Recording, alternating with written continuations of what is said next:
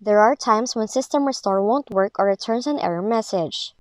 Now, if System Restore is not working in Windows, here are a few fixes available to you. First, try another System Restore point.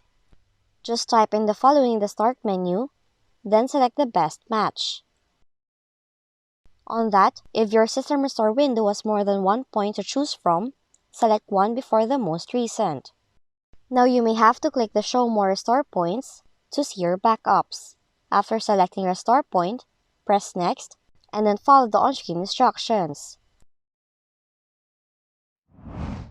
Now your next port of call should be in safe mode. All you have to do is go to Settings, click Update and Security, and on the left pane, select Recovery. Under Advanced Startup, click Restart Now. On restart, select 4 or F4 to boot your PC into safe mode. Then, open Run, type in the following, press Enter,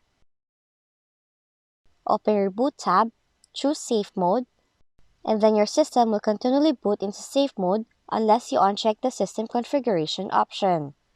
Once done, you have to restart your PC. Additionally, you have to configure System Restore disk space.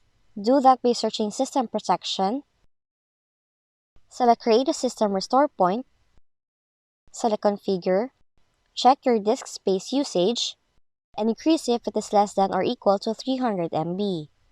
Also, under Restore Settings, make sure Turn on System Protection is checked. So that's how you can fix your System Restore not working on your Windows computer. If you found this video helpful, kindly like and subscribe. You may also click and turn on the notification bell so you can be notified from whenever we release new videos.